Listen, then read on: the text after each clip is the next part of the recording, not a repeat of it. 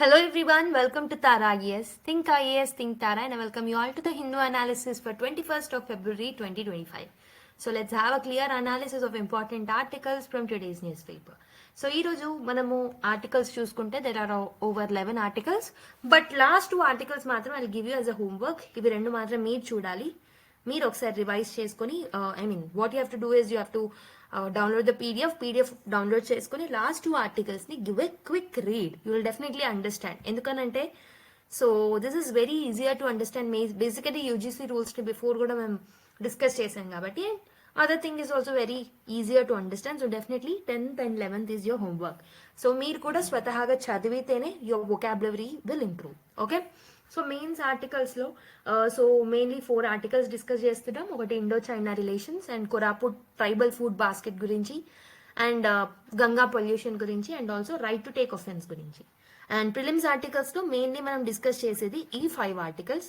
So consumption అనేది గ్రోత్కి driven చేస్తుందా, ఏఐ పవర్ టూల్స్ గురించి, how it is going to help in antibiotic resistance, and also quantum computing గురించి, and BSF chief ఇచ్చిన statements గురించి with respect to Bangladesh, and supreme court stay on Lokpal order గురించి discuss చేస్తాం. So these are the 9 things that we are going to discuss, and 2 are for homework. Along with this, keywords ని కూడా చూస్తాం last లో. Okay, with this note let's start the video. So let's look at the first article, the long and winding road of India-China relations అని చెప్పేసి ఒక article రాయడం జరిగింది. So why it is in the news, అసలు ఎందుకు ఈ article రాయడం జరిగింది అని అంటే, ఇండియాకి చైనాకి లాట్ ఆఫ్ బార్డర్ టెన్షన్స్ అనే ఉన్నాయి, డికేట్స్ నుంచి చూస్తూనే ఉన్నాం. ఎస్పెషలీ మనకి 2020 తర్వాత గల్వాన్ క్లాషెస్ ఏవైతే జరిగాయో 2020లో at the line of actual control, so దాని వల్ల క్లాషెస్ అనేవి పెరిగాయి, బార్డర్ డిస్ప్యూట్స్ అనేవి ఇంకొంచెం పెరిగాయి, ద టెన్షన్స్ హ్యావ్ ఇంక్రీస్డ్. అయితే ఈ ఆర్టికల్లో what the author is discussing is recent efforts that the Indian government and China government has kept to normalize the relations. ఈ రిలేషన్స్ ని నార్మలైజ్ చేయడానికి India government and also the Chinese government ఏం efforts పెట్టారు అనేది దీంట్లో mention చేయడం జరిగింది. So through diplomatic talks lot of challenges అనేవి ఓకే సాల్వ్ చేయడానికి ట్రై చేశారు, బట్ మేజర్ ఛాలెంజెస్ అనేవి స్టిల్ ఇంకా ఉన్నాయన్నమాట. అయితే రీసెంట్ డిప్లొమాటిక్ డెవలప్మెంట్స్ మీరు చూసుకుంటే జనవరి 2025న సో ఇండియన్ ఫారెన్ సెక్రటరీ అయిన విక్రమ్ మిశ్రీ గారు విజిటెడ్ చైనా అనమాట. సో అందులో భాగంగా ఏమేమి డిస్కస్ చేశారు, so one is India China think tank and media exchanges గురించి మాట్లాడుకున్నారు అనమాట. సో మీడియా ఎక్స్చేంజెస్ గురించి మాట్లాడుకున్నారు, ఓకే, ఫర్ బెటర్ కమ్యూనికేషన్. ఇదే కాకుండా they have restarted something called as Kailash Manas Sarovar యాత్ర. ఎందుకనంటే so Indian pilgrims also wanted to visit Tibet కాబట్టి సో మళ్ళీ కైలాష్ మానస్ సరోవర్ యాత్ర అనేది రీస్టార్ట్ చేయడం జరిగిందనమాట. అండ్ డైరెక్ట్ ఫ్లైట్స్ ఏవైతే ఉన్నాయో డైరెక్ట్ ఫ్లైట్స్ని మళ్ళీ స్టార్ట్ చేయడం జరిగిందనమాట between India and China. Okay, so basically ఇవన్నీ డిస్కషన్స్ రీసెంట్గా ఫారిన్ సెక్రటరీ ఎవరైతే ఉన్నారో అక్కడికి విజిట్ చేసినప్పుడు విక్రమ్ మిశ్రీ గారు వీటి మీద డిస్కషన్స్ చేయడం జరిగింది.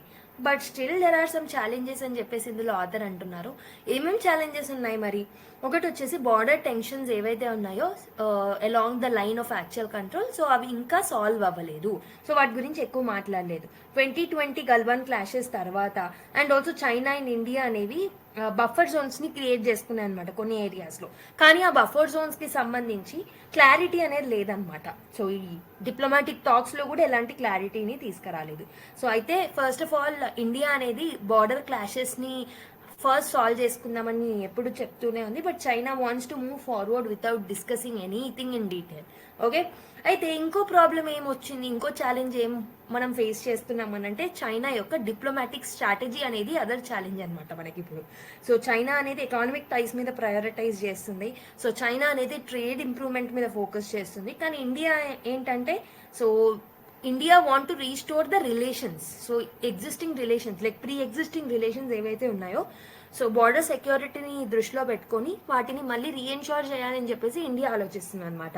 ఓకే, అరుణాచల్ ప్రదేశ్ క్లెయిమ్స్ కానివ్వండి, so the reasons of Arunachal Pradesh ఏదైతే ఉంటుందో దాన్ని చైనా క్లెయిమ్ చేయడం, ఇలా లాట్ ఆఫ్ బార్డర్ టెన్షన్స్ ఉన్నాయి, వాటిని రిజాల్వ్ చేయడంలో ఇండియా కాన్సన్ట్రేట్ చేస్తుంది, but most of the times China is only concentrating upon the economic relations. Okay, మరి what are the concerns to India, ఇండియాకి ఏమేమి కన్సర్న్స్ ఉన్నాయి ప్రస్తుతం. సో బేసికలీ చైనా అనేది ఓపెన్ గా షేర్ చేయట్లేదు అనమాట details of the troop positions, troops ఎక్కడెక్కడ ఉన్నారు అన్న డీటెయిల్స్ ని ప్రాపర్ గా షేర్ చేయట్లేదు. ఓకే, సో బేసికలీ ఒకవేళ ఇండియా అనేది if it is normalising the relations two soon, China might later take aggressive actions again. So ఇప్పుడు నార్మలైజేషన్స్ ఒకవేళ మనం ఫాస్ట్ గా చేసినా కానీ సో వెంటనే చైనా మాట మీద నిలబడకుండా అగైన్ అగ్రెసివ్ స్టెప్స్ తీసుకునే అవకాశం కూడా ఉంది. దట్ ఈస్ అనదర్ ఛాలెంజ్ అనమాట. కాబట్టి ఇండియా అనేది మిలిటరీ ఇన్ఫ్రాస్ట్రక్చర్ మీద ఎక్కువగా ఇన్వెస్ట్ చేయాలి. Mainly along the border security forces ని పెంచాలి, ఇన్ఫ్రాస్ట్రక్చర్ ని పెంచాలి to avoid the future conflicts. Okay, so I hope you have understood the background story. ఒకసారి మళ్ళీ మనం డీటెయిల్ గా చూద్దాం. ఇది GS2 లో భాగంగా ఇండియన్ నేబర్హుడ్ రిలేషన్స్ లో మనకి ఇంపార్టెంట్ అవుతుంది. ఇండియా అండ్ చైనా రిలేషన్స్ అనేది డైరెక్ట్ గా మనం టాపిక్ ని లింక్ చేసుకోవచ్చు సిలబస్ కి. సో మనకు తెలుసు ఏషియాలో 2 లార్జెస్ట్ పవర్స్ గా ఇండియా అండ్ చైనా అనేవి ఉన్నాయి. సో కాకపోతే ఏంటంటే ఒక కంటెన్షియస్ రిలేషన్స్, ఒక స్ట్రెయిన్డ్ రిలేషన్స్ అనేవి ఈ 2 కంట్రీస్ మధ్యలో ఉండడం జరిగింది అనమాట. Okay, but however economic field లో ఎకానమిక్ కోఆపరేషన్ మాత్రం ఫ్లరిష్ అవుతూ వచ్చిందనమాట. బట్ స్టిల్ బార్డర్ టెన్షన్స్ అనేవి అలానే ఉన్నాయి. సో ఏంటంటే డిప్లొమాటిక్ ఛాలెంజెస్ కూడా మనం దీనివల్ల ఫేస్ చేయాల్సి వచ్చిందనమాట. అయితే జనవరి 2025 లో Vikram Misri garu, the foreign secretary of India, so చైనాని విజిట్ చేసి చైనీస్ యొక్క ఫారిన్ మినిస్టర్ తో మాట్లాడడం జరిగింది అనమాట to rebuild the relations so which were strained during Galwan valley clashes 2020.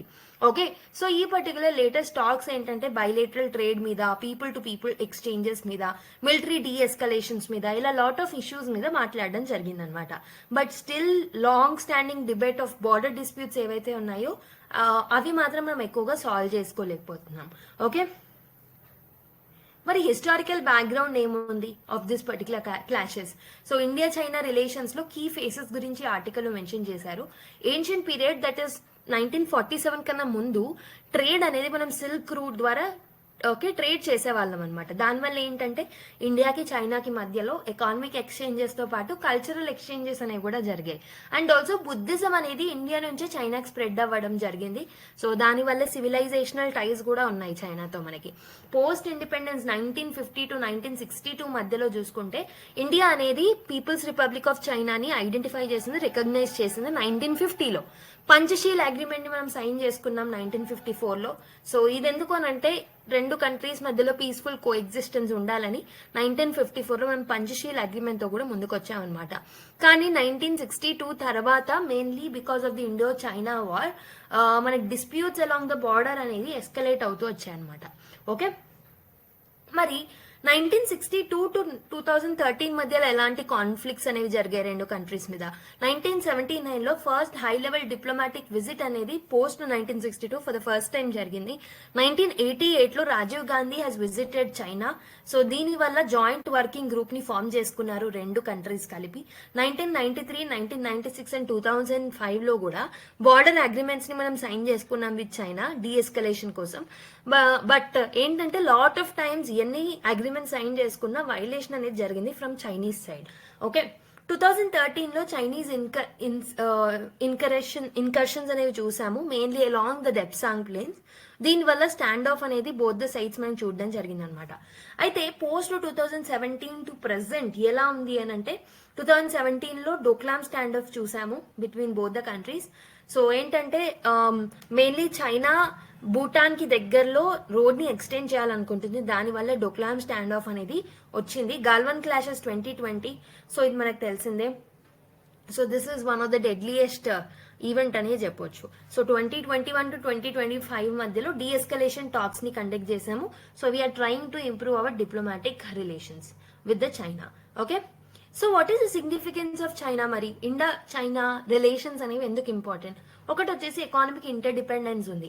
Almost bilateral trade ఏదైతే ఉంటుందో ఇట్ హాస్ క్రాస్డ్ $136 బిలియన్ అనమాట 2023లోనే. అండ్ ఇండియా యొక్క ట్రేడ్ డెఫిసిట్ ఏదైతే ఉంటుందో అది ఎక్కువగా ఉంది.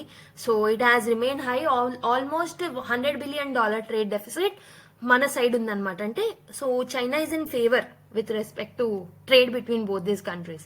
క్రిటికల్ ఇంపోర్ట్స్ మనం ఏమేమి ఎక్కువగా ఇంపోర్ట్ చేసుకుంటున్నాము చైనా నుంచి అంటే pharmaceuticals, like active pharmaceutical ingredients అని అంటాం. సో ఫార్మసిటికల్స్ లో మనం ఏదైనా డ్రగ్ ని మ్యానుఫ్యాక్చరింగ్ చేసినప్పుడు సో ఇంపార్టెంట్ ఇంగ్రీడియంట్స్, సో అది లేకపోతే ఈ డ్రగ్ ని ప్రిపేర్ చేయలేము అని అనుకునే ఆ పర్టికులర్ ఇంగ్రీడియంటే మనకి యాక్టివ్ ఫార్మసిటికల్ ఇంగ్రీడియంట్స్ అంటాం అనమాట. దీంతో పాటు ఎలక్ట్రానిక్స్, టెలికామ్, ఇన్ఫ్రాస్ట్రక్చర్ మెటీరియల్ ఇవన్నీ క్రిటికల్ ఇంపోర్ట్స్ అనమాట. So strategic stability in south Asia, so both the countries and nuclear powers అనమాట. కాబట్టి డీఎస్కలేషన్స్ అనేవి very very crucial between both this countries.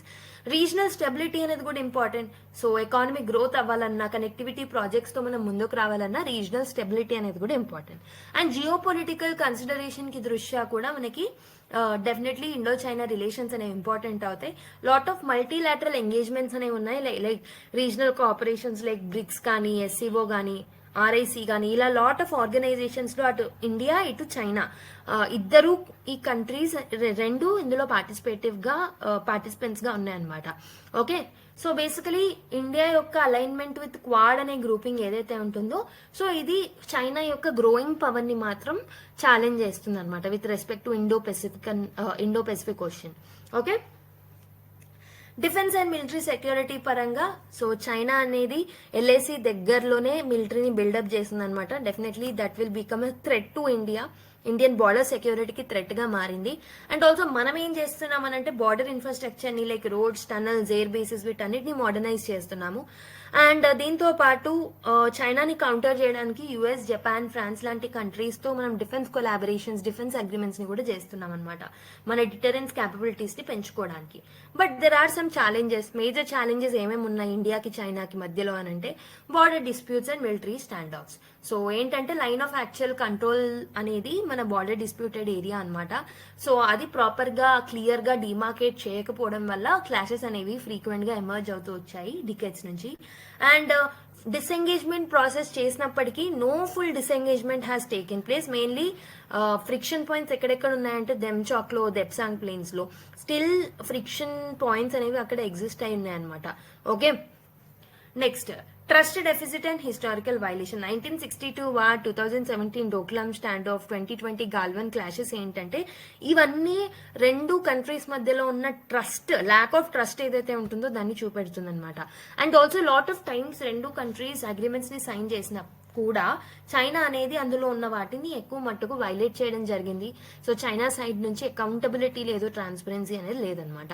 And next ఇంకొకటి ఏంటంటే one of the other threat is China యొక్క expansionist policies south ఏషియాలో. So China చాలా investments అనేవి పెడుతుంది. So basically it is following approach called as string of pearls approach అనమాట. So, సో ఇండియాకి చుట్టుముట్టున్న నేబరింగ్ అండ్ స్మాల్ స్టేట్స్ ఏవైతే ఉంటాయో వాటిని డెట్ ట్రాప్ లో పడేసి వాటిలో ఇంపార్టెంట్ పోర్ట్స్ ని లీజ్ కి తీసుకొని so China is actually building a security measures around India. Okay, so దాన్ని మనం స్ట్రింగ్ ఆఫ్ పర్ల్స్ పాలసీ అని కూడా అంటాం అనమాట ఇండియన్ ఓషన్ లో. సో పాకిస్తాన్ చైనా నెక్సెస్ కూడా ఉంది. ఫర్ ఎగ్జాంపుల్ బిఆర్ఐ ఇనిషియేటివ్ లో Pakistan is a part. And also మనకి పాకిస్తాన్ కు ఉన్న ఎల్ఓసి ప్రాంతంలో ఉన్న కాన్ఫ్లిక్టెడ్ జోన్స్ నుంచి CPEC, okay, China Pakistan economic corridor అనేది పాస్ అవుతుంది. గ్వాదర్ పోర్ట్ ని అక్కడ దగ్గరలోనే బిల్డ్ చేయడం జరిగింది. So this show some security concerns also. Okay, ఇంకేం ప్రాబ్లమ్స్ ఉన్నాయంటే ఎకానమిక్ డిపెండెన్సీ. సో ట్రేడ్ అనేది is in favour of China. So అది that is creating a trade deficit అనమాట. So that is not good to India. అని ఎక్కువగా China మీద మనం ఎక్కువ డిపెండ్ అవుతున్నాం క్రూషియల్ టెక్నాలజీలో, ఇన్ఫ్రాస్ట్రక్చర్ మెటీరియల్స్ లో. అండ్ ఆల్సో మనం రీసెంట్ గా 2020లో during COVID-19 times Chinese apps ని బ్యాన్ చేయడం జరిగింది. అది మనందరికీ తెలిసిందే. And India Atma Nirbhar Bharat, self reliant policy ఏదైతే ఉంటుందో దీని వల్ల కూడా మనము చైనా మీద ఉన్న డిపెండెన్సీని తగ్గించుకోవచ్చు. Okay, and lot of cyber security threats అనేవి కూడా చైనా నుంచి మనము ఫేస్ చేస్తున్నాము. So Indian power grids, defence networks ఇవన్నీ కూడా సైబర్ ఇంట్రూషన్స్ ని ఫేస్ చేస్తున్నాయి. ఓకే, సో కాబట్టి సైబర్ సెక్యూరిటీకి సంబంధించిన ప్రాపర్ ప్రొవిజన్స్ మేము తీసుకోవాల్సిన అవసరం అయితే ఉందన్నమాట. Okay, Chinese influence in the international organisation. China అనేది కన్సిస్టెంట్ గా ఇండియా యొక్క యుఎన్ఎస్సి మెంబర్షిప్ ఏదైతే ఉంటుందో పర్మనెంట్ మెంబర్షిప్ ని అపోజ్ చేస్తూ వస్తుందన్నమాట. దీనివల్ల మనం ఏంటంటే mainly we are not able to be a part of the UNSC and మనకు ఆ veto powers and major decision making లో మనకి సే అనేది వస్తలేదు. It blocks India's effort to blacklist Pakistan based terrorist groups also. UNSC లో permanent member కాబట్టి it is taking it as a chance అనమాట to act against India. Okay, so ఇలా lot of UNSC ఇష్యూకి some issues కూడా ఉన్నాయన్నమాట with China. మరి ఏం చేస్తే బాగుంటుంది? What should be the road ahead? First of all మనం బార్డర్ సెక్యూరిటీని ఎన్హాన్స్ చేయాలి, స్ట్రెంథన్ అప్ చేయాలి, మిలిటరీ ఇన్ఫ్రాస్ట్రక్చర్ ని ఎన్హాన్స్ చేయాలి. Okay, and ITBP army battalions యొక్క ప్రెజెన్స్ ని పెంచాలన్నమాట. డ్రోన్స్, శాటిలైట్ మానిటరింగ్ ఇవన్నీ కూడా important. Economic resilience and self Reliance is important. So mainly మన యొక్క ట్రేడ్ రిలేషన్స్ ని ఆసియాన్, జపాన్, యూరోపియన్ యూనియన్ ఈ కంట్రీస్ తో మనము ఎన్హాన్స్ చేసుకోవాలి, స్ట్రెంథన్ అప్ చేసుకోవాలి. మనం చైనీస్ రా మెటీరియల్స్ మీద, డంపింగ్ మెటీరియల్స్ మీద ఎక్కువగా రిలే అవ్వద్దు అనమాట. Okay, and we have to become self reliance in semiconductor production. Crucial technologies లో మనం సెల్ఫ్ రిలయంట్ గా మారాలి. ఆత్మ నిర్భర్ భారత్ ఇనిషియేటివ్ ని ప్రాపర్ గా మనం ఇంప్లిమెంట్ చేయాలి. And also diplomatic and strategic engagement అనేది important. So mainly Indo Pacific regions లో చైనీస్ ప్రెసెన్స్ ని తగ్గించడానికి ఇండో పెసిఫిక్ ఎకానమిక్ ఫ్రేమ్వర్క్ ని, క్వాడ్ లాంటి ప్లాట్ఫామ్స్ ని కూడా ప్రాపర్ గా యూజ్ చేసుకోవాలి. Okay, and also India and China common గా ఉన్న platforms like Shanghai cooperation organisations కానివ్వండి, బ్రిక్స్ కానివ్వండి, వీటిని యూటిలైజ్ చేసుకొని we have to increase the engagement with China అనమాట. ఓకే, మన డిఫెన్స్ పార్ట్నర్షిప్స్ అనేవి యూరోపియన్ యూనియన్, జపాన్ లాంటి కంట్రీస్ తో, యుఎస్ లాంటి కంట్రీస్ తో స్ట్రెంథన్ అప్ చేసుకోవాలి. సో దాట్ ఫ్యూచర్ లో ఏదైనా ప్రాబ్లం ఉంటే చైనా సైడ్ నుంచి, పాకిస్తాన్ సైడ్ నుంచి we can counter. Okay, and also we have to assert India's position on LAC. India అనేది ఫుల్ డిసెంగేజ్మెంట్ ప్రాసెస్ మీద ఫోకస్ చేయాలి. Okay, we have to normalise hour relations with China. Diplomatic communications అనేవి important, transparency అనేది కూడా important అనమాట. Agreements అనేవి ఒకవేళ violate అవుతే ఎలాంటి చర్యలు తీసుకోవాలనే ప్రొవిజన్స్ ని కూడా మనం రాసి పెట్టుకోవాలన్నమాట. Okay, cyber security and technological innovation. So AI driven cyber security frameworks ని తీసుకురావాలి, 5Gని యూటిలైజ్ చేసుకోవాలి. Okay, and cyber defence unit ని కూడా క్రియేట్ చేయాలన్నమాట. Okay, so this is about the Indo-China relations in brief. So based on the discussion that we have made, try to solve this UPSC mains question. India-China relation is marked by the cycles of tensions and normalization. Okay, this is just a statement. So in the light of this statement, analyze the recent developments in bilateral talks. Bilateral ties లో recent developments ఏం జరిగాయి ఇండియాకి చైనాకి, and దాంతో పాటు ఒక pragmatic approach గురించి మనం మెన్షన్ చేయాల్సిన అవసరం అయితే ఉంటుందన్నమాట. ఏ అప్రోచ్ ఫాలో అయితే we can solve these issues అనేది. Okay, so I hope you have understood this particular discussion. Now let's go to the second article.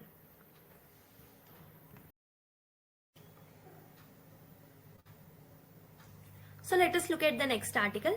The transformation of Koraput's tribal food basket అని చెప్పేసి ఒక article రావడం జరిగింది. So Koraput అనేది ఒక tribal dominated district అనమాట. So Koraput is a tribal dominated district. ఎక్కడ ఉంటుంది ఇది? కొరాపుట్ అనేది ఒరిస్సాలో ఉంటుంది అనమాట, ఒడిస్సాలో. ఓకే, సో బేసికలీ చాలా మట్టుకి ఈ పర్టికులర్ ఏరియా అనేది సివియర్ పావర్టీ తోటి, మాల్ న్యూట్రిషన్ తోని ప్రాబ్లమ్స్ ని ఫేస్ చేస్తూ వస్తుంది అనమాట. అయితే ఇక్కడ మెయిన్లీ కొరాపుట్ డిస్టిక్ లో చిల్డ్రన్ ఎవరైతే ఉంటారో, విమెన్ ఎవరైతే ఉంటారో వాళ్ళు ఎక్కువగా సఫర్ అవుతూ ఉన్నారనమాట from because of the mall nutrition are poor nutrition వల్ల. అండ్ గవర్నమెంట్ ఎయిడ్ ఏదైతే ఉంటుందో అది కూడా ప్రాపర్ గా సరిపోవట్లేదు ఈ పర్టికులర్ ఏరియాలో.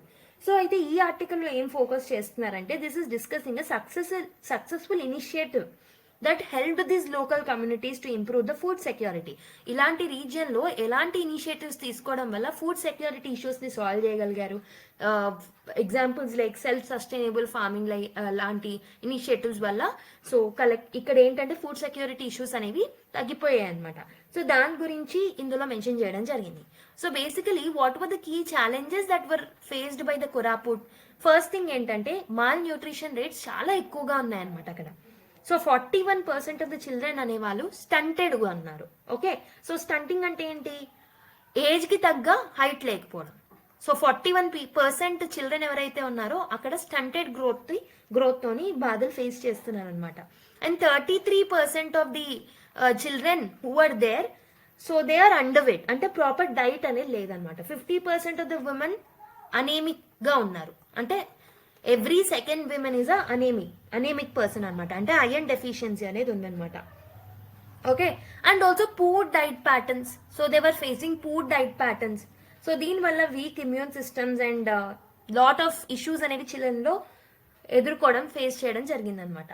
And also lot of times వాళ్ళు గవర్నమెంట్ ఎయిడ్ మీద డిపెండ్ అయి ఉన్నారు. చాలా మంది రేషన్ షాప్స్ మీద లైక్ పీడిఎస్ సిస్టమ్ మీద వీటి మీద ఎక్కువగా డిపెండ్ అయ్యారు. దీంతో పాటు ట్రెడిషనల్ ఫార్మింగ్ ఏదైతే ఉంటుందో దాని మీద ఎక్కువగా దృష్టి అనేది పెట్టలేదన్నమాట. లాట్ ఆఫ్ నెగ్లిజెన్స్ అనేది ట్రెడిషనల్ ఫార్మింగ్ మీద పెట్టడం జరిగింది. దీనివల్ల ఫుడ్ క్రాప్స్ డైవర్సిటీ అనేది చాలా తక్కువగా ఉండింది. సో ఫుడ్ సెక్యూరిటీ ఇష్యూస్ అనేవి చూసారనమాట. ఓకే, న్యూట్రిషియస్ ఫుడ్ అనేది కూడా ప్రాపర్గా అవైలబుల్గా లేకుండా ఉండే లోకల్గా. సో ఇవన్నీ ప్రాబ్లమ్స్ని వాళ్ళు ఫేస్ చేశారు. అయితే 2013 to 2022 మధ్యలో ఒక ఇనిషియేటివ్ని తీసుకొచ్చారనమాట అక్కడ. దాని పేరే nutrition literacy programme. Nutrition literacy programme. So దీన్ని తీసుకురావడం జరిగిందనమాట. సో ఇది బేసిక్గా న్యూట్రిషన్ లిటరసీ ప్రోగ్రామ్ అనేది MS Swaminathan garu, so it is done by the MS Swaminathan foundation. So MS Swaminathan garu direct involvement లేకున్నా అతని యొక్క ఫౌండేషన్ దీన్ని స్టార్ట్ చేయడం జరిగిందనమాట. లోకల్ కమ్యూనిటీస్ ని ఎంపవర్ చేశారు దీని ద్వారా. సో వాళ్ళకి కొంచెం ఎయిడ్ ని ప్రొవైడ్ చేసి వాళ్ళని ఎంపవర్ చేయడం మొదలు పెట్టారనమాట. సో మెయిన్ గా ఏమేమి స్ట్రాటజీస్ యూజ్ చేశారు, దే హ్యావ్ ఎడ్యుకేటెడ్. సో అక్కడ ఉన్న విలేజెస్ ని ఎడ్యుకేట్ చేశారనమాట about the nutritious food choices. ఏది తింటే సో స్టంటింగ్ ని, మాల్ న్యూట్రిషన్ వీటన్నిటిని మనం తగ్గించవచ్చు అనేది వాళ్ళకి ఎడ్యుకేట్ చేశారు. And also proper cultivation practices ని వాళ్ళకి ప్రమోట్ చేయడం జరిగిందనమాట. So diversification of the crops అనేది one such an idea. Okay, diversify చేశారు వాళ్ళు కల్టివేట్ చేసే క్రాప్స్ లో. ఓకే, అండ్ ఆల్సో విమెన్ ఎవరైతే ఉన్నారో అక్కడ ఉన్న విమెన్ ని లీడర్షిప్ రోల్స్ లో ఎంకరేజ్ చేయడం జరిగిందనమాట. న్యూట్రిషన్ ప్లానింగ్ లో మిగతా వాటిలలో వాళ్ళ యొక్క సలహాలు ఎక్కువగా తీసుకోవడం జరిగింది. అయితే ఇవన్నీ ఇనిషియేటివ్స్ వల్ల లాట్ ఆఫ్ సక్సెస్ఫుల్ అవుట్కమ్స్ అనేవి వచ్చాయి. ఫుడ్ డైవర్సిటీ అనేది ఇంక్రీజ్ అయింది. సో ఫార్మర్స్ ఇప్పుడు ఏంటంటే ఆల్మోస్ట్ 6 టైప్ ఆఫ్ క్రాప్స్ ని గ్రో చేయగలుగుతున్నారు. ఇనిషియలీ 3 to 4 క్రాప్స్ ని మాత్రమే గ్రో చేసేవాళ్ళు. అండ్ ఆల్సో పీపుల్ కి ప్రాపర్ న్యూట్రిషన్ అవేర్నెస్, ఏది తింటే బాగుంటుంది అనేది వాళ్ళకి అర్థమైపోయింది అనమాట. So now they are consuming the vegetables, fruits, pulses and all. Okay, and ఇంకొకటి ఏంటంటే గవర్నమెంట్ ఎయిడ్ మీద అండ్ అవుట్ సైడ్ నుంచి వచ్చే ఎయిడ్ మీద ఎక్కువగా డిపెండ్ అవ్వకుండా వాళ్ళ ఓన్ ఫుడ్ ని వాళ్ళే గ్రో చేసుకొని, so they not waiting for the government help అనమాట. But still there are some challenges that are remaining. Okay, ఏమేమి ఛాలెంజెస్ ఉన్నాయి? సో ట్రెడిషనల్ ఫుడ్ హ్యాబిట్స్ అనేవి ఇవి చాలా హార్డ్ అనమాట వాటిని చేంజ్ చేయడం. అండ్ ఆల్సో చాలా మటుకు బిహేవియరల్ చేంజ్ ప్రోగ్రామ్స్ ఏవైతే ఉన్నాయో, సో ఖచ్చితంగా బిహేవియరల్ చేంజ్ ప్రోగ్రామ్స్ ద్వారా వాళ్ళు లాంగ్ టర్మ్ లో కూడా అదే డైట్ ని వాళ్ళు తింటున్నారా లేదా అనేది మనము ప్రాపర్ సర్వేలెన్స్ అనేది చేయాలి. Okay, and some times we'll also face some societal resistance also through this initiatives. Okay, on this initiatives, against this initiatives. Okay, and women కి లీడర్షిప్ ఇవ్వడం, వీటిని కూడా రెసిస్టెన్స్ చేసే అవకాశాలు కూడా ఉంటాయి ఒక్కొక్కసారి. కాబట్టి ఇక్కడ ఏంటంటే కొన్ని ఛాలెంజెస్ ఉన్నప్పటికీ వీటిని ఎదుర్కొని మనం ముందుకెళ్ళి ఇలాంటి ఇనిషియేటివ్స్ ని తీసుకొస్తే డెఫినెట్లీ ఎలాంటి పావర్టీనైనా, ఎలాంటి మాల్న్యూట్రిషన్ ఇష్యూస్ అయినా మనం సాల్వ్ చేయగలుగుతాం అనమాట.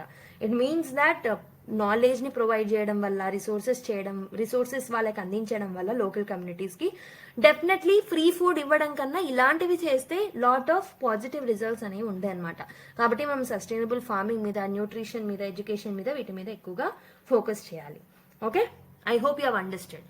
ఒక్కసారి మనము will go through it. So basically ఇది అగ్రికల్చర్ అండ్ ఫుడ్ సెక్యూరిటీలో ఇంపార్టెంట్ అవుతుంది. So you can utilise it as a case study అనమాట. మెయిన్లీ ఇలాంటి ఎగ్జాంపుల్స్ మీరు directly you can quote in your essays also. Okay, so ఇది all about Koraput district. So మనకు తెలుసు poverty, under nutrition అనేవి ఉన్నాయి. NFHS 5 సర్వే ప్రకారం 43% under 5 are stunted, 33% were underweight, 7% people ki adequate diet ledu and 50% women suffered from anemia అనమాట. అయితే నేను చెప్పినట్టు స్వామినాథన్ రీసెర్చ్ ఫౌండేషన్ వాళ్ళు community based nutrition literacy model ని డెవలప్ చేశారు. దీనివల్ల న్యూట్రిషనల్ సెక్యూరిటీ అనేది, ఫుడ్ సెక్యూరిటీ అనేది ఇష్యూస్ అనేవి సాల్వ్ అయ్యాయి అనమాట. So key aspects of the transformation is so nutrition security. So nutrition సెక్యూరిటీని ఎన్షూర్ చేశారు through community participation.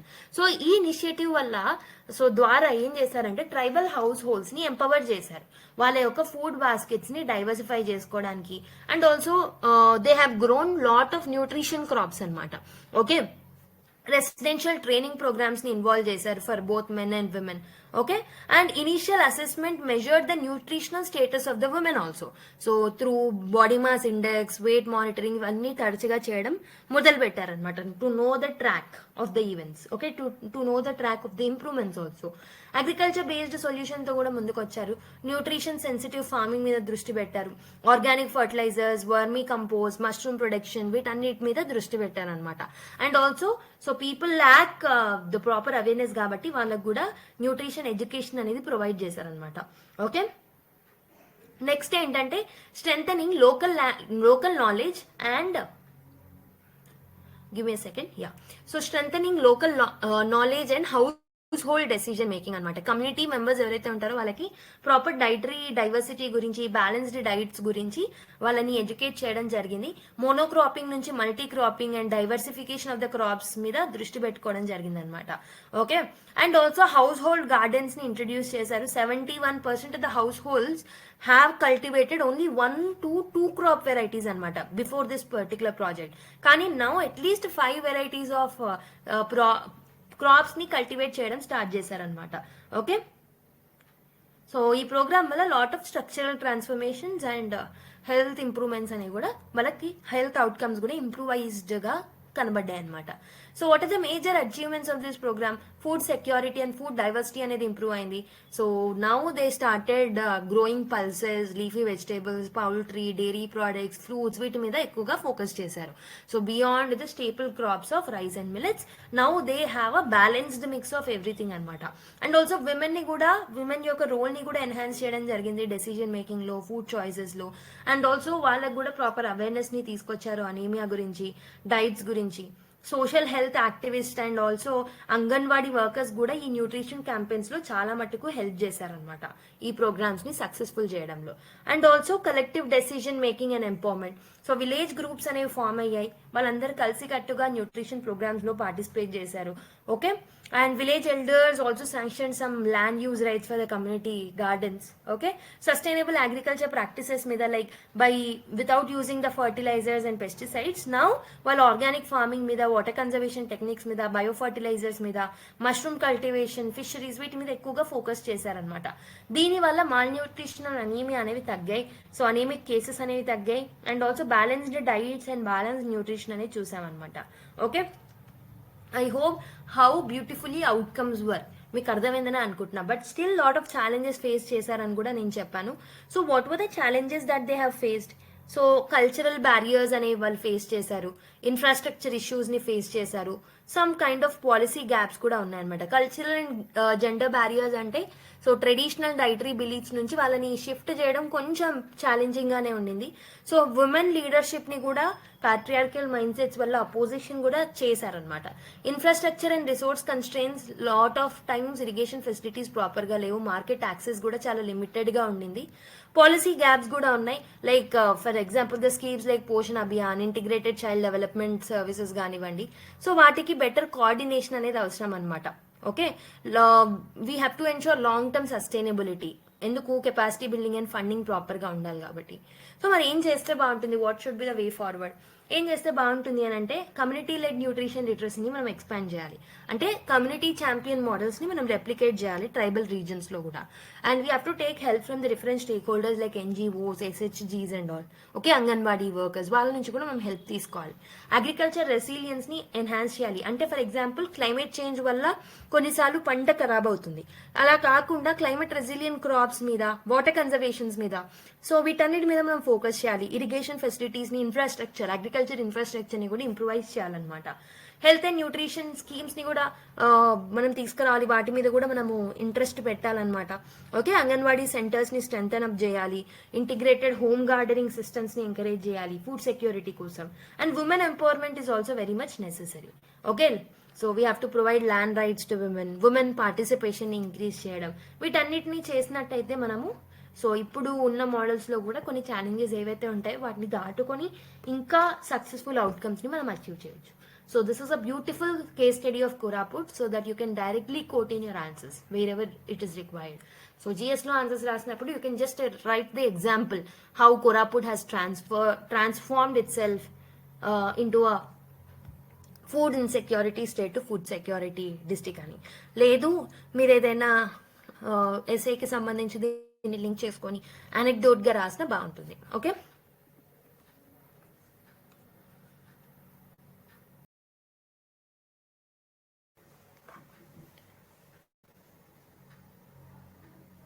So let's look at the next article. So basically ఈ particular ఆర్టికల్లో Ganga river గురించి మాట్లాడుతున్నారు. గంగా రివర్ అనేది మనకు తెలిసిందే, it's sacred. So it is treated as a secret river by millions of people, అవునా? సో అయితే కానీ ఇది lot of times severe pollution ని ఫేస్ చేస్తుంది. సో రీసెంట్ గా జరిగిన మహాకుంభమేళ ఏదైతే ఉంటుందో దానివల్ల గంగాలో ఉన్న పొల్యూషన్ లెవెల్స్ అనేవి రైజ్ అయ్యాయి అనమాట during this particular Kumbh Mela in Prayagraj. So ఇక్కడ మిలియన్స్ ఆఫ్ పిలిగ్రిమ్స్ ఇక్కడ హోలీ డిప్ కోసం వచ్చారు కాబట్టి సో ఇక్కడ పొల్యూషన్ లెవెల్స్ అనేవి పెరిగాయి అనమాట. So despite of we treating it as a sacred river, so some times ఇలాంటి యాక్టివిటీస్ వల్ల so some times lot of times మనకి పొల్యూషన్ అనేది జరుగుతుంది అండ్ క్లీన్ వాటర్ ఇష్యూస్ అనేవి జరుగుతున్నాయి అనమాట. అయితే what are the key issues that are there? So first of all ఎలాంటి ఇష్యూస్ ని గంగా రివర్ వాటర్ ఫేస్ చేస్తుంది? ఒకటి వచ్చేసి ఫీకల్ కంటామినేషన్ అనేది పెరిగిందనమాట. సో అయితే ఈ ఫీకల్ కాలిఫార్మ్ బ్యాక్టీరియా ఏదైతే ఉంటుందో ఆల్మోస్ట్ మన యానిమల్ వేస్ట్ లో కానివ్వండి హ్యూమన్ వేస్ట్ లో కానీ ఎక్కువగా ఉంటుందన్నమాట. సో ఈ ఫీకల్ వేస్ట్ వల్ల అక్కడ కాలిఫార్మ్ బ్యాక్టీరియా అనేది ఇంక్రీజ్ అయిందనమాట. అండ్ వాటర్ శాంపిల్స్ ఏవైతే ఉన్నాయో కుంభమేళా జరిగే టైంలో ఆల్మోస్ట్ దాన్ని టెస్ట్ చేస్తే 33,000 యూనిట్స్ అనేవి పర్ 100 ml ఈ పర్టికులర్ ఫీకల్ బ్యాక్టీరియా అనేది దొరికిందనమాట. ఓకే, బట్ బేసికలీ 33,000 అనేది ఉండకూడదు, 2,500 యూనిట్స్ ఉంటే సరిపోతుంది. అంతకన్నా దాటితే it means it is a polluted water. Okay, అంటే what does this all mean? ఈ డేటాని చూస్తే మనకి ఏమర్థమవుతుంది? This means that sewage and human waste అనేవి డైరెక్ట్ గా రివర్ వాటర్ లోకి ఎంటర్ అవుతున్నాయి అనమాట, which is very much unsafe for bathing and also drinking purpose, bathing purpose కి కూడా it's not a safe thing అనమాట. So this is one of the issues. So second ఇంకొకటి ఏంటంటే so government యొక్క డినేయల్ అనమాట with respect to scientific reports.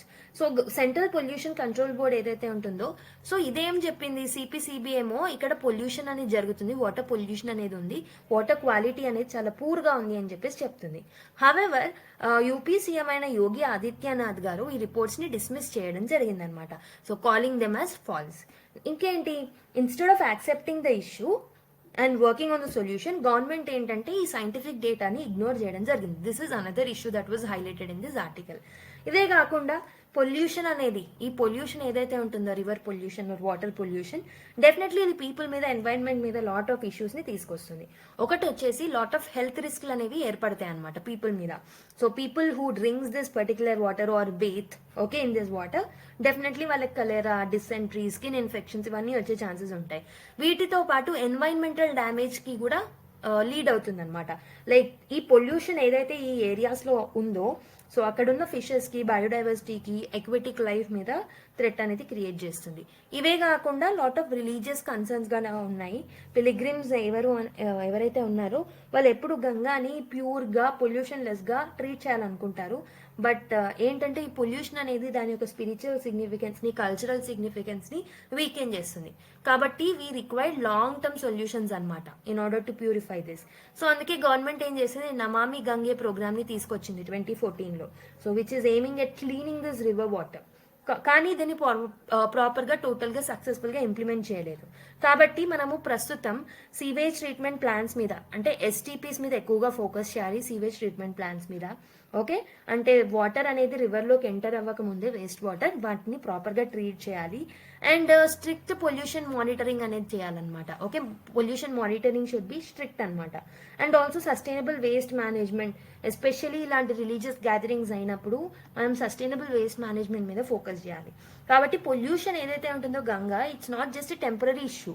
Kumbh Mela టైంలో జరిగిన issue మాత్రమే కాదు ఇది. So it's a largest environmental crisis. కాబట్టి గవర్నమెంట్ ఏంటంటే ఇలాంటి సైంటిఫిక్ రిపోర్ట్స్ ని, సైంటిఫిక్ డేటాని డిస్మిస్ చేసే బదులు దాన్ని అలాంటివి జరగకుండా మళ్ళీ ఏమైనా ప్రాబ్లమ్స్ కి సొల్యూషన్స్ తీసుకొస్తే బాగుంటుంది, long term solutions. Okay, so basically GS3లో ఎన్వైరన్మెంట్ పొల్యూషన్ లో భాగంగా దీన్ని డిస్కస్ చేయొచ్చు. సో ఆల్రెడీ చెప్పాను, కుంభమేళా, ఛట్ పూజ అండ్ కన్వర్ యాత్ర ఇలాంటివి ఏవైతే ఉన్నాయో this attracts millions of devotees and they will take a holy dip in the river. Okay, large crowds వల్ల microbes, faecal matter, organic pollutants అనేవి డెవలప్ అవుతాయి. సోప్, ఆయిల్ కంటామినేషన్ ఇవన్నీ కూడా జరుగుతాయి అనమాట వాటర్లో. ఓకే, అయితే దీనివల్లే కాదు, because of the industrial waste discharge also, sewage ని ప్రాపర్ గా ట్రీట్ చేయకపోవడం వల్ల కూడా మనకు లాట్ ఆఫ్ పొల్యూషన్ గంగాలో చూస్తున్నాం. Almost 3,500 million litres of sewage అనేది అక్కడ మనము చూస్తున్నాం. ఆల్రెడీ చెప్పాను మీకు. Okay, sewage is untreated industrial effluents like lot of SO2, NO2 ఇలాంటి గ్యాసెస్ కూడా వాటర్లోకి ఎంటర్ అవుతున్నాయి అనమాట. బికాస్ చుట్టూ ఏరియాస్ లో మనకి టెక్స్టైల్ మిల్స్, షుగర్ ఫ్యాక్టరీస్ ఇవన్నీ ఉన్నాయి. Okay, and toxic heavy metals కూడా డైరెక్ట్లీ వాటర్లోకి ఎంటర్ అవ్వడం వల్ల డెఫినెట్లీ పబ్లిక్ హెల్త్ కి, అక్వాటిక్ లైఫ్ కి కూడా చాలా చాలా చాలా డేంజరస్ అనమాట ఇది. Agriculture run off, lot of times fertilisers, excessive pesticides, insecticides use చేయడం వల్ల నియర్ బై అగ్రికల్చర్ ల్యాండ్ నుంచి రన్ ఆఫ్ అయ్యి ఆ pesticides along with the water they enter into the river. దీనివల్ల నైట్రేట్ కాన్సన్ట్రేషన్, ఫాస్ఫేట్ కాన్సన్ట్రేషన్ అనేది వాటర్లో ఎక్కువ అవుతుంది. యూట్రోఫికేషన్ జరిగే ఛాన్సెస్ ఉన్నాయి. ఆక్సిజన్ డిప్లీషన్ అనేది జరుగుతుంది అనమాట వాటర్లో. ఓకే, దీనివల్ల అగైన్ హెల్త్ రిస్క్లు ఉంటాయి. అక్వాటిక్ లైఫ్ మీద, బయోడైవర్సిటీ మీద థ్రెట్ అనేది ఉంటుంది. Sand mining and river bed encroachment. So చాలా మట్టుకు ఈ ఏరియాస్ లో ఇల్లీగల్ శాండ్ మైనింగ్ చేయడం వల్ల, so this is also disrupting the natural flow of water. దీనివల్ల కూడా self purification capacity of the river కూడా తగ్గిపోతుంది. అండ్ ఆల్సో ఈ ఎంక్రోచ్మెంట్స్ అనేవి ఈ ఫ్లడ్ ప్లేన్స్ ని తగ్గించేశాయి. ఓకే, సెడిమెంట్ ఇంబ్యాలెన్స్ అనేది జరిగింది. This is again intensifying the pollution. And also waste management proper గా లేదు, ఎఫెక్టివ్ గా లేదు. ఈ pilgrimage sites, ghats, river side towns ఏవైతే ఉంటాయో అక్కడ ప్రాపర్ వేస్ట్ డిస్పోజల్ సిస్టమ్స్ లేవన్నమాట. Plastic waste, human remains, faecal remains, floral offerings ఇవన్నీ అందులో పడిపోయి లాట్ ఆఫ్ పొల్యూషన్ ని క్రియేట్ చేస్తున్నాయి. దీంతో పాటు పొలిటికల్ డిలేయల్, ఆల్రెడీ చెప్పినట్టు సిపిసిబి ఇచ్చిన రిపోర్ట్స్ కి, ఎన్జిటి ఇచ్చిన రిపోర్ట్స్ ని గవర్నమెంట్ యాక్సెప్ట్ చేయట్లేదు, పొలిటికల్ లీడర్స్ యాక్సెప్ట్ చేయట్లేదు.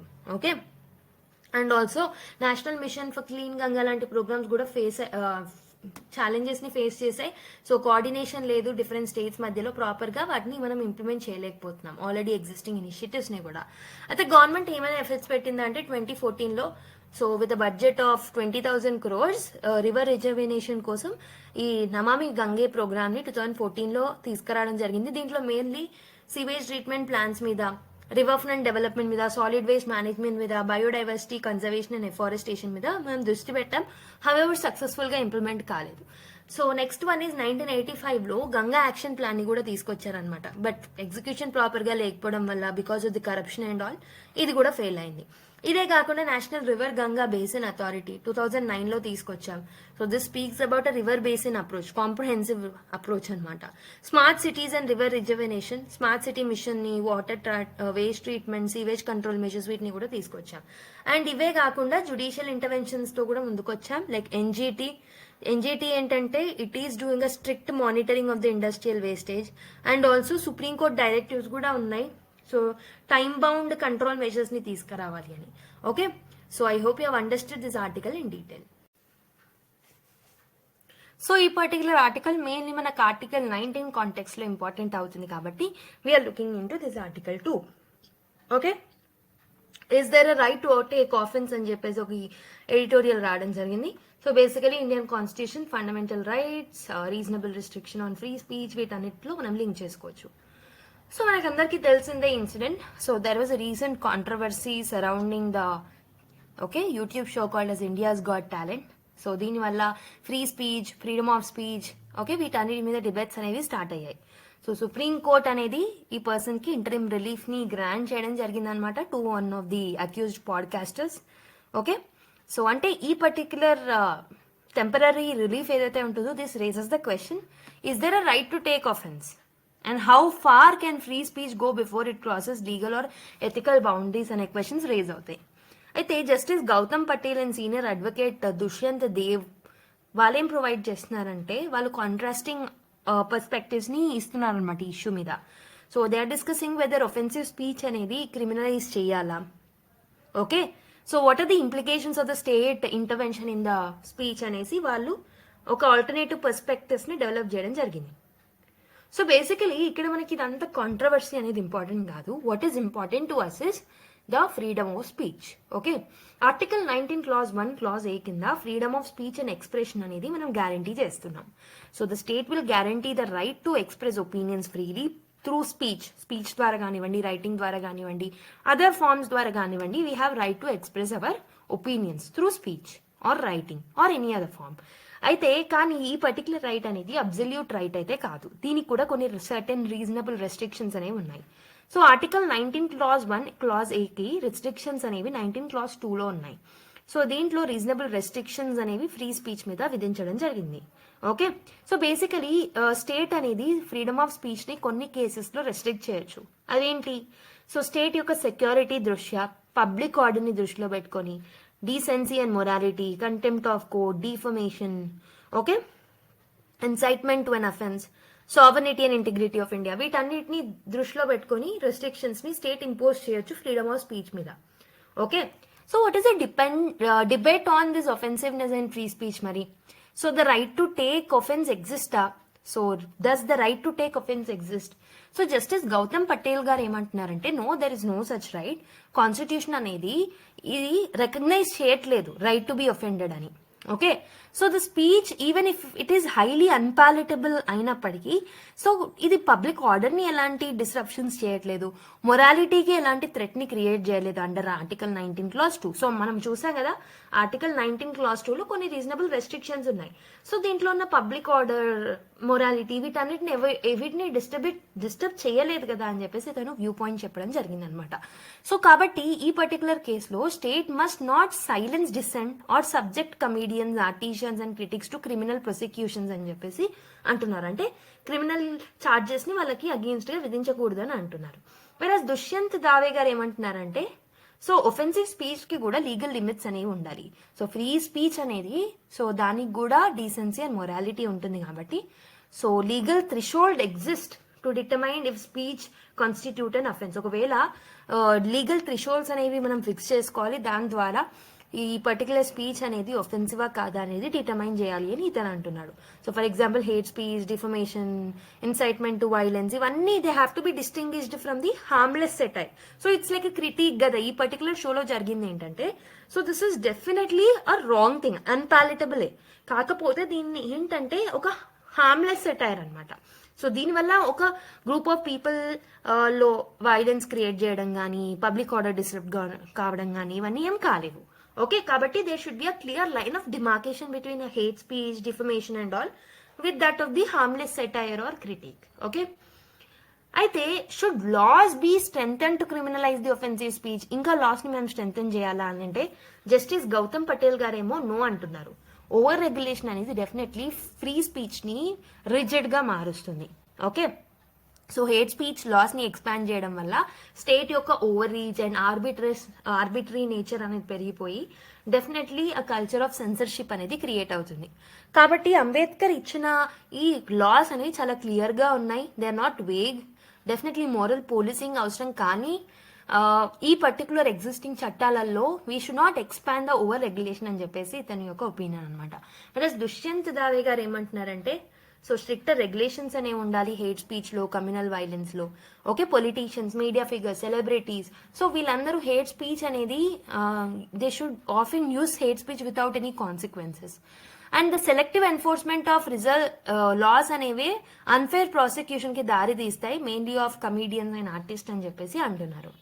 Okay, next debate is, can profane or blasphemous speech be considered obscene అని చెప్పేసి ఒక క్వశ్చన్ ని రేస్ చేస్తే వీళ్ళ ఒపీనియన్స్ ఏమున్నాయంటే, జస్టిస్ గౌతమ్ పటేల్ గారు ఏమంటున్నారు అని అంటే, no profanity alone does not make any speech illegal. Profanity ఒకటే ఉంటే ఆ పర్టికులర్ స్పీచ్ అనేది ఇల్లీగల్ ఏం కాదు. సుప్రీం కోర్ట్ ఏం చెప్పింది, Ranjit D Udeshi versus state of Maharashtra కేసులో 1964లో మోరల్ సెన్సర్షిప్ ని అప్పీల్ చేయడం జరిగిందనమాట. Under the Victorian era Hicklin test. Okay, and next courts have ruled that morality and obscenity anedi they have to evolve over time. Okay, next Dushyant దావే గారి opinion ఏంటి మరి? there must be limits. Speech లో కొన్ని limits ఉండాలని ఇతని యొక్క idea అనమాట. So free speech అనేది అబ్సల్యూట్ స్పీచ్ గా ఎప్పుడు మారద్దు, కొన్ని లిమిటేషన్స్ అనేవి డెఫినెట్లీ ఎప్పటికీ ఉండాలి అని చెప్పేసి ఇతను అంటున్నారు. Next, is there a bias in the regulating speech? Justice Gautam Patel garu says yes. Comedians and critics అనేవాళ్ళు వాళ్ళని అన్ఫేర్ గా టార్గెట్ చేస్తున్నారు. పొలిటీషియన్స్ కూడా హేట్ స్పీచ్ ని ఫ్రీగా యూజ్ చేస్తూనే ఉన్నారు. బట్ కమీడియన్స్ అండ్ ఆర్టిస్ట్ ని మాత్రమే మీరు క్రిమినల్ ఛార్జెస్ కి గురి చేస్తున్నారు. సో సెలెక్టివ్ సెన్సర్షిప్ వల్ల డెఫినెట్లీ డెమోక్రసీ అనేది వీకెన్ అవుతుంది. Every one is equal before law కాబట్టి అని చెప్పేసి ఇతను అంటున్నారు. దుష్యంత్ దావే గారు ఆల్సో సేస్ ఎస్. సో కానీ ఇక్కడ ఇతని యొక్క ఒపీనియన్ ఏంటంటే there must be a balance between a speech and public safety. వాటి మధ్యలో difference and thin line of control అనేది ఉండాలి అని ఇతను అంటున్నారు. వాట్ ఆర్ ద సో ఇప్పటివరకు మనం చూసిన డిస్కషన్స్ అండ్ డిబేట్స్ అనేవి not at all important for us. So article 19 clause 1 clause A and 19 clause 2 ఇవి రెండు వెరీ ఇంపార్టెంట్. దీని తర్వాత ఎగ్జామ్ పాయింట్ ఆఫ్ వ్యూలో మనకి జుడిషియల్ ప్రెసిడెన్స్ ఏమున్నాయి ఫ్రీ స్పీచ్ కి సంబంధించి, ఇవి important. First thing is Shreya Singhal versus union of India case 2015లో జరిగింది. దీంట్లో section 66A of IT act ని స్ట్రక్ డౌన్ చేయడం జరిగింది అనమాట. ఆన్లైన్ స్పీచ్ ని రెగ్యులేట్ చేయడానికి, రెస్ట్రిక్ట్ చేయడానికి. Okay, next Rangila Rasul case అనేది జరిగింది 1927లో. బ్లాస్ఫమీ లాస్ ఏవైతే ఉంటాయో వాటిని ఎస్టాబ్లిష్ చేశారు under IPC. Okay, so deliberate గా ఒక రిలీజన్ ఇన్సల్ట్ చేసి దాన్ని మనం బ్లాస్ఫమీ కింద కన్సిడర్ చేసి దాన్ని we can actually punish that particular person under IPC, criminal activity కింద కన్సిడర్ చేయొచ్చు. రంజిత్ ఉదేశీ కేస్, సో ఇందులో ఆబ్సినిటీని డిఫైన్ చేశారు ఆర్టికల్ 19 క్లాస్ 2 కింద.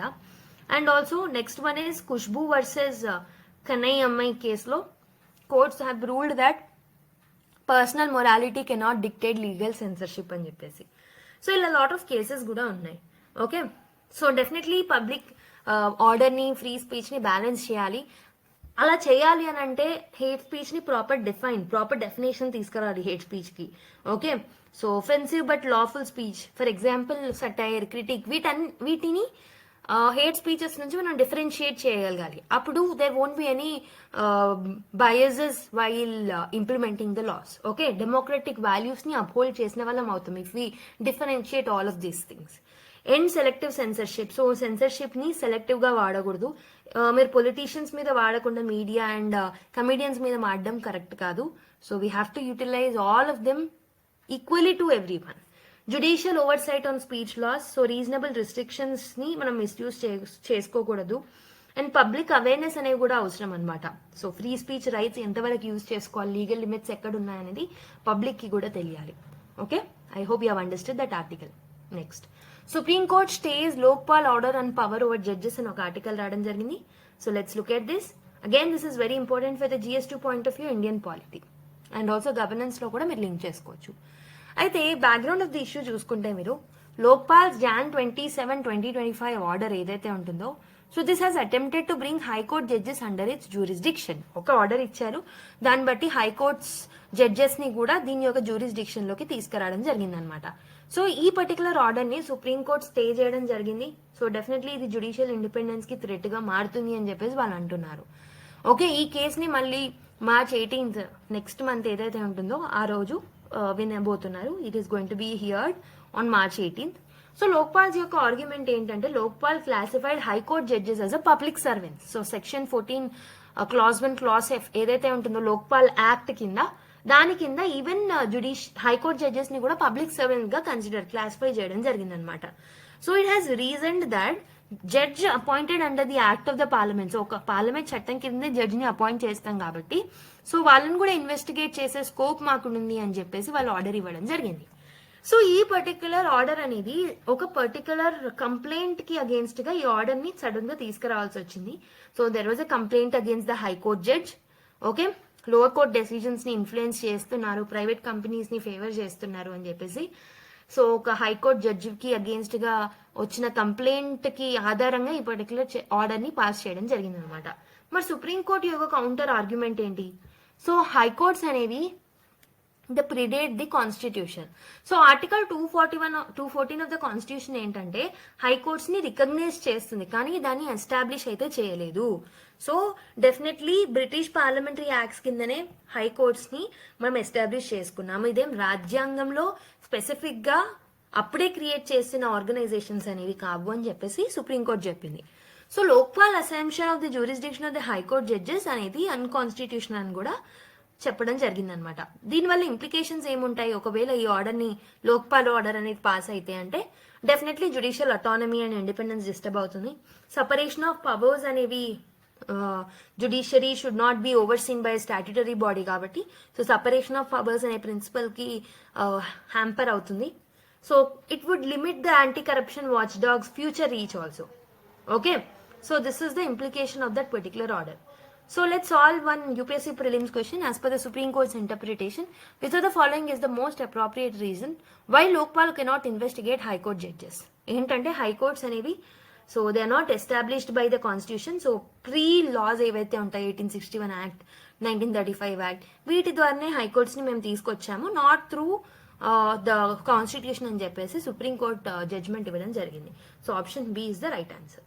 Okay, I hope you have understood this judgement.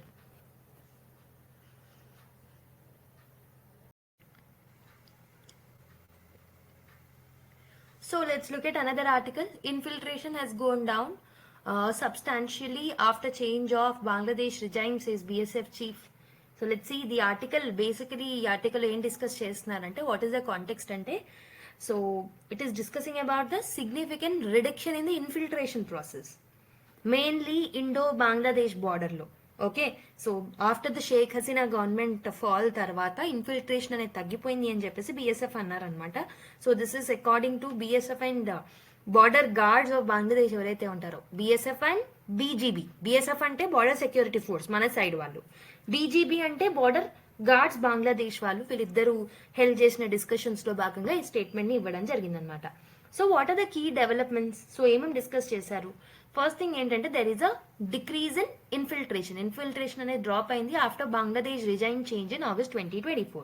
Okay, so stricter border control వల్ల reducing illegal crossings అనేవి చూసామన్నమాట. Infiltration అనేది బోత్ సైడ్స్ జరగట్లేదు అంతా ఇంతకు ముందు అయినట్టు.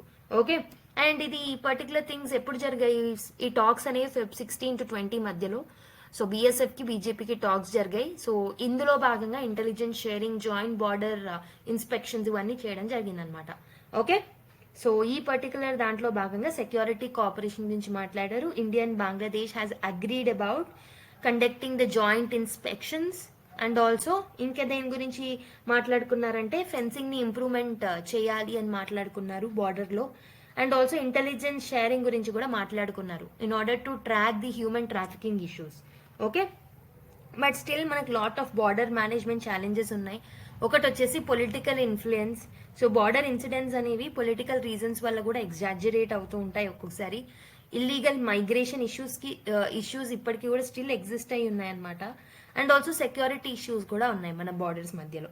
ఓకే, అయితే ఈ పర్టికులర్ దాంట్లో ఏం మాట్లాడారు అని అంటే there were no changes to the 1975 border agreement అనమాట. No permanent structures within 150 yards ఏదైతే ఉంటుందో, so 150 yards along the border అంటే అటు సైడ్ ఇటు సైడ్ పర్మనెంట్ స్ట్రక్చర్స్ ఉండొద్దు అన్న 1975 ఆర్డర్ ఏదైతే ఉంటుందో దాంట్లో ఎలాంటి చేంజెస్ తీసుకురాలేవన్నమాట. So however both nations are acknowledging that there should be a need for better border security infrastructure. Border security infrastructure improve అవ్వాలి అని చెప్పేసి ఇద్దరు మాట్లాడుకున్నారు. So BSF has raised concerns over the attacks on its personnel. India follows a non-lethal strategy అని చెప్పారు. Okay, so communication gaps ఉన్నాయి, వాటిని కూడా మనము సాల్వ్ చేసుకోవాలని మాట్లాడుకున్నారు అనమాట. So religious and political aspects లో భాగంగా BJP denied attacks on Hindus మీద మేము అటాక్ చేయలేదని వాళ్ళు చెప్తున్నారు. And BJP provided security during the Hindu festivals అని కూడా వాళ్ళు అంటూ ఉంటున్నారు అనమాట. So basically just we have to know the context అంతే, అంతకన్నా ఎక్కువగా ఇంపార్టెన్స్ ఏం లేదు ఈ పర్టికులర్ దాంట్లో. Next, Microsoft unveils chip for quantum computing అని ఒక ఆర్టికల్ రాయడం జరిగింది. So basically what are the key developments అంటే మైక్రోసాఫ్ట్ అనేది ఒక న్యూ క్వాంటమ్ చిప్ ని తీసుకొచ్చింది అనమాట, అన్వీల్ చేసింది. సో దాని పేరే మొజ్రోనా 1 అని అంటాం. So it claims quantum computing అనేది it is years. So years away మాత్రమే ఉంది, డికెట్స్ అవే లేదు. So within 1 or 2 years మనం తీసేసుకొచ్చేస్తాము క్వాంటమ్ కంప్యూటింగ్ ని అని చెప్పేసి వీళ్ళు చెప్పడం జరిగిందనమాట. సో బేసికలీ వీళ్ళు గూగుల్తో ఐబిఎం వాళ్ళతోని కాంపీట్ అవుతున్నారు while doing the research in quantum technology. So quantum computing ఎందుకు ఇంపార్టెంట్ అంటే డెఫినెట్లీ క్యాలిక్యులేషన్స్ ఈజీగా చేయొచ్చు, మినిట్స్లో చేసేయచ్చు. Than that of the what classical కంప్యూటర్స్లో చేసేది మిలియన్స్ ఆఫ్ ఇయర్స్ టైమ్స్ పట్టుకుంటే ఇది విత్ ఇన్ మినిట్స్లో మనం చేసేయచ్చు అనమాట. అండ్ మెడిసిన్స్లో, కెమిస్ట్రీలో, ఏరోస్పేస్లో కూడా పొటెన్షియల్ బ్రేక్ త్రూస్ని తీసుకురావచ్చు. ఈ మొజ్రానా 1 చిప్ ఏదైతే ఉంటుందో దీని యొక్క ఫీచర్స్ ఏంటంటే, సో ఫర్మియాన్స్ ఏవైతే ఉంటాయో, మొజోరానా ఫర్మియాన్స్ ఏవైతే ఉంటాయో వాటిని దీంట్లో యూజ్ చేయడం జరుగుతుంది అనమాట. So for fault tolerant quantum computing. So దీన్ని డిజైన్ ఎందుకు చేశారు అంటే లెస్ ఎర్రర్ ప్రోన్ అనమాట. సో క్యాలిక్యులేషన్స్ చేసేటప్పుడు ఒక్కొక్కసారి క్వాంటమ్ కంప్యూటింగ్ ఇచ్చే రిజల్ట్స్ లో ఎర్రర్స్ ఉంటాయి, వాటిని సాల్వ్ చేయడానికి ఈ మొజ్రోనా 1 చిప్ అనేది యూస్ఫుల్ అవుతుంది. Nearly it has taken almost 2 decades అనమాట for the development of this. Okay, but there are some challenges and expert opinions కూడా ఇక్కడ ఇచ్చారు. హార్వర్డ్ ఫిజిస్ట్ అయిన ఫిలిప్ కి ఏమంటున్నారంటే, so this is an exciting development అంటున్నారు, బట్ దీంట్లో కన్క్లూజివ్ ప్రూఫ్ లేదు అని చెప్పేసి ఇంకొంతమంది అంటున్నారు అనమాట. సో ఇది ఎఫెక్టివ్ గా ఉంటుందా లేదా అనేది మేము చెప్పలేమని చెప్పేసి ఇంకొకరు అంటున్నారు. Okay, now let's go to another article. AI powered tools generate real time insights into antibiotic resistance అని చెప్పేసి ఒక ఆర్టికల్ రాయడం జరిగింది AI కి సంబంధించి. సో ఇందులో ఏం డిస్కస్ చేస్తున్నారు అని అంటే, సో ఒక టీమ్ ఆఫ్ రీసెర్చర్స్, ఐఐటి ఢిల్లీకి సంబంధించిన టీమ్ ఆఫ్ రీసెర్చర్స్ ఎవరైతే ఉంటారో, so these people along with the other institutions AI driven tools ని డెవలప్ చేశారు యాంటీబయాటిక్ రెసిస్టెన్స్ ని అనలైజ్ చేయడానికి. ఓకే, సో ఈ టూల్ ఏంటంటే దీన్నే మనం AMR సెన్స్ అని అంటూ ఉంటాం అనమాట. సో AMR సెన్స్ అనే టూల్ ని ఎవరు యూజ్ చేస్తారంటే హాస్పిటల్స్ లో యూజ్ చేస్తారనమాట. Okay, to generate the accurate insights of the antimicrobial resistance. What is antibiotic resistance? First of all antibiotic resistance అంటే ఏంటి? సో బేసికలీ బ్యాక్టీరియా అనేది ఎవాల్వ్ అయినప్పుడు and if it is becoming immune to the effects of antibiotics, for example ఒక బ్యాక్టీరియాకి against గా మనం కొన్ని antibiotics వాడుతూ ఉంటాం. వాడినప్పుడు ఏమైతుందంటే after certain period of time ఆ బ్యాక్టీరియా ఆ యాంటీబయాటిక్స్ కి కూడా రెసిస్ట్ అవ్వడం మొదలు పెడుతుంది అనమాట. So it will evolve. Okay, it will evolve and it will adapt. అది దానికి ఏమి సెల్ఫ్ హార్మ్ చేసుకోకుండా ఎవాల్వ్ అవుతూ వస్తుంది అనమాట. కాబట్టి వాటిని మళ్ళీ ట్రీట్ చేయడానికి ఇంకో కొత్త యాంటీబయాటిక్స్ ని మనం కనిపెట్టాల్సిన అవసరం అయితే కలుగుతుంది. దీన్నే మనం యాంటీబయాటిక్ రెసిస్టెన్స్ అంటాము. So this is a very global health issues, very serious global health issues అనమాట. ఎందుకంటే ట్రీట్మెంట్ ఫెయిల్యూర్స్ అవుతాయి దీనివల్ల, ప్రొలాంగ్డ్ ఇల్నెసెస్ అనేవి చూస్తాం. మరి ఈ AI టూల్ ఏదైతే IIT Delhi and different people and different institutions తీసుకొచ్చారో అది ఎలా హెల్ప్ఫుల్ అవుతుంది అని అంటే, అది హాస్పిటల్స్ నుంచి డేటా కలెక్ట్ చేస్తుంది అనమాట regarding the infections and effectiveness of the antibiotics. And also resistance patterns ని అబ్జర్వ్ చేస్తుంది. ఎలా రెసిస్ట్ చేసుకుంటున్నారు, ఎలాంటి వాళ్ళు ఎక్కువగా రెసిస్ట్ చేసుకుంటున్నారు, ఒక పర్టికులర్ యాంటీబయాటిక్ అనేది ఎంతవరకు ఎఫెక్టివ్ గా ఉంది, ఎంత టైం వరకు ఎఫెక్టివ్ గా ఉంది.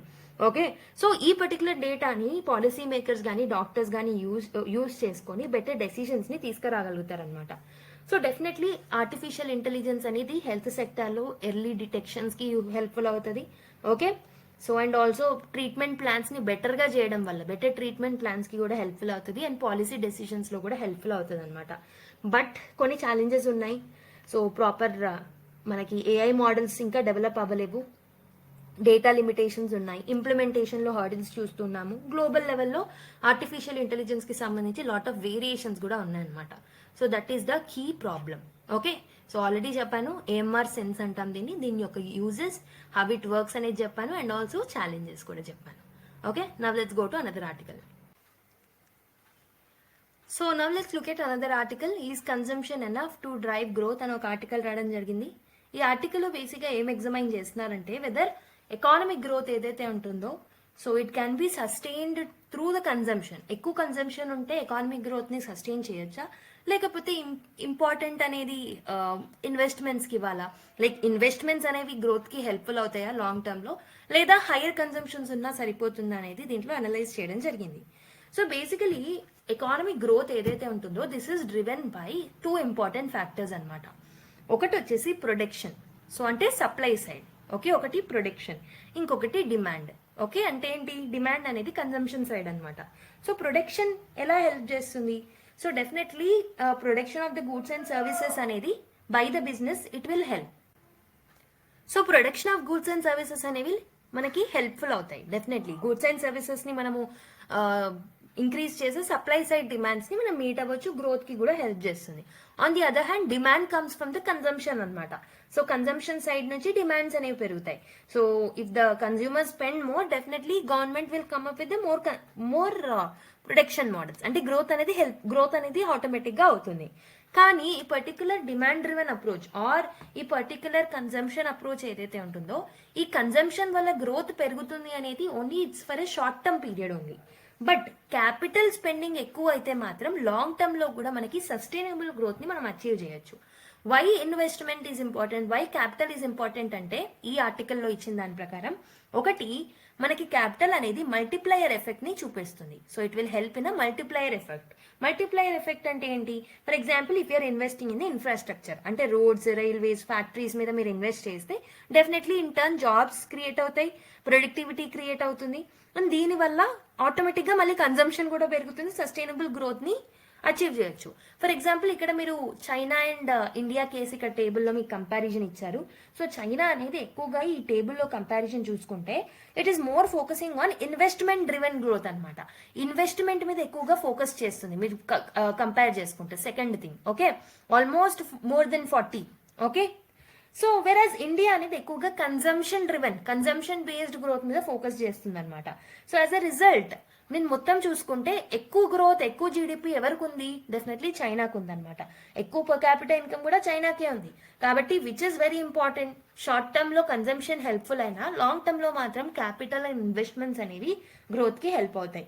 ఓకే, కన్జంప్షన్ లెడ్ ఎకానమీ కదా మన ఇండియా. ఇప్పుడు ఈ కన్జంప్షన్ లెడ్ ఎకానమిక్ ప్యాటర్న్స్ వల్ల ఎలాంటి ఛాలెంజెస్ ఫేస్ చేయాల్సి వస్తుంది? సో ఒకవేళ ఒకవేళ గూడ్స్ అండ్ సర్వీసెస్ మీద ఎక్కువగా స్పెండ్ చేశారనుకోండి. ఫర్ ఎగ్జాంపుల్ నా దగ్గర ఒక 100 రూపీస్ ఉంటే నేను 90 రూపీస్ ని ఏదైనా గూడ్స్ అండ్ సర్వీసెస్ కి స్పెండ్ చేయడానికి, లైక్ వాటిని పర్చేస్ చేయడానికి నేను స్పెండ్ చేశాను. సో నేను ఇప్పుడు ఇన్వెస్ట్మెంట్ పెట్టాలనుకుంటున్నాను, మొత్తం పర్చేస్ చేసేసాను, నా దగ్గర 10 రూపీస్ మిగిలాయి. సో ఆ 10 రూపీస్తో నేను ఏదైనా ఇన్వెస్ట్మెంట్ చేయాలి అన్నా దానికి రిటర్న్స్ నాకు అంత రావు. ఓకే, సో ఇక్కడ మనం ఎక్కువగా కన్జంప్షన్స్ మీద పెట్టేసినా కానీ సో ఇన్వెస్ట్మెంట్ కి పెట్టాల్సిన అమౌంట్ అనేది ల్యాక్ అవుతుంది, ఇన్వెస్ట్మెంట్స్ అనేవి తగ్గుతాయి, లాంగ్ టర్మ్ లో గ్రోత్ అనేది ఎఫెక్ట్ అవుతుంది. Okay, so and consumption led growth అనేది it's an unstable or unsustainable practice అనమాట. లాంగ్ టర్మ్ ఎకానమిక్ స్ట్రెంత్ కి హెల్ప్ఫుల్ అవ్వదు.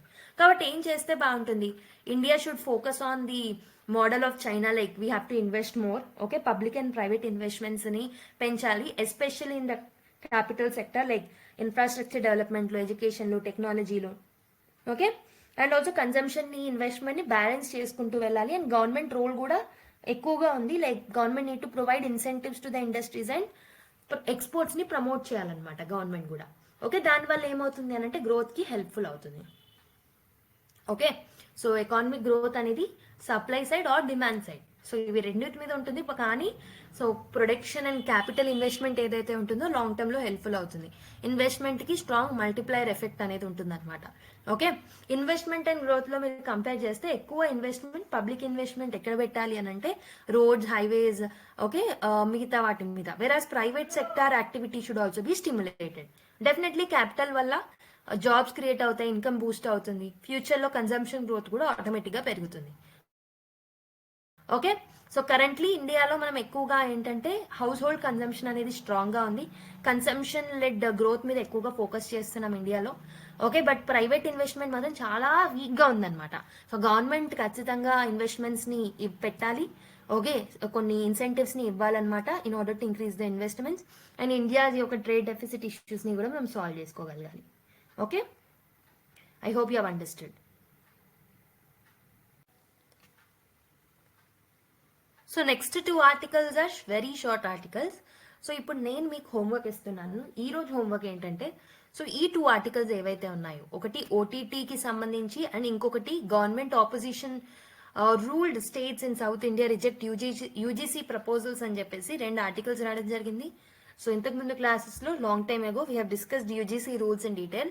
సో ఈ పర్టికులర్ కాంటెక్స్ట్ ఏంటి అనేది ఒకసారి చదవండి. I hope you'll do this homework. So మీరు కూడా స్వతహాగా చదివితేనే మీ వొకాబులరీ ఇంప్రూవ్ అవుతుంది. So English is must for UPSC. Okay, so at any stage మనకి ఇంగ్లీష్ అనేది మినిమం రావాలి. క్వశ్చన్ ని అండర్స్టాండ్ చేసుకోవాలన్నా, ఆన్సర్స్ ని రాయాలన్నా ఇంగ్లీష్ ఇస్ ఇంపార్టెంట్ కాబట్టి సో డైలీ బేసిస్ లో నేను ఇలా హోంవర్క్ ఇస్తాను 1 or 2 ఆర్టికల్స్. అవి మీరు చదివి కామెంట్ చేయండి. సో ఈ ఆర్టికల్స్ ఎక్కడ ఉంటాయి? సో న్యూస్ పేపర్లో ఉంటాయి డైరెక్ట్గా. లేదు మీ దగ్గర న్యూస్ పేపర్ లేదు, so what you need to do, you need to go to Tara IAS Telegram channel. అక్కడ మీకు పీడిఎఫ్ యాక్సెస్ ఉంటుంది. ఆ పీడిఎఫ్లో మీకు ఈ 2 ఆర్టికల్స్ అటాచ్ అయి ఉంటాయి. So kindly read that. Okay, these 2 articles should be read by you. So now let's go to the keywords. కీవర్డ్స్లో first వచ్చేసి అండర్ న్యూట్రిషన్. అండర్ న్యూట్రిషన్ అంటే ఏంటి? సో న్యూట్రియంట్స్ తక్కువగా ఉండడం, సో ప్రాపర్ గ్రోత్ అనేది లేకపోవడం, ఒక మనిషిలో హెల్త్ ఇంపాక్ట్స్ అనేవి ఉండడాన్ని అండర్ న్యూట్రిషన్ అంటాం. So for example Koraput tribal communities under న్యూట్రిషన్ని ఫేస్ చేస్తున్నారని చెప్పాను, రైట్? ఫ్రీడమ్ ఆఫ్ స్పీచ్ అంటే we need to have a right to express our opinions. Okay, government యొక్క సెన్సర్షిప్ లేకుండా. For example OTT content regulations raises concerns about the freedom of speech in India. So ఇలా use చేసుకోవచ్చు. Judicial independence అంటే judiciary should be free from the external influence అనమాట. Political interference, executive interference అలా ఉండకుండా judiciary independent గా work చేయడాన్ని judicial independence అంటాం. So which is very much needed for the fair justice, right? So for example, how to use it? Supreme Court stay on the Lokpal order reinforces the principle of judicial independence. So ఇలా మీరు use చేసుకోవాలి. I hope ఈ రోజు అయితే keywords కొంచెం ఈజీగా ఉన్నాయి, but from tomorrow will try to include the innovative and UPSC specific keywords that you can directly replicate in your answers. Okay, so ఈ 2 ఆర్టికల్స్ చదివి మీరు కామెంట్ చేస్తారని అనుకుంటున్నాను, that you have read. Okay, మీరు చదివారని నాకు తెలియాలంటే you need to comment. Okay, so I hope you have found this video helpful to you. So next క్లాస్లో మళ్ళీ కలుద్దాం. మరి until then take care, by. మీకు వీడియో కనుక నచ్చినట్టయితే మీ ఫీడ్బ్యాక్ని కామెంట్ బాక్స్ ద్వారా తెలియజేయడం మర్చిపోవద్దు. So keep smiling everyone, by.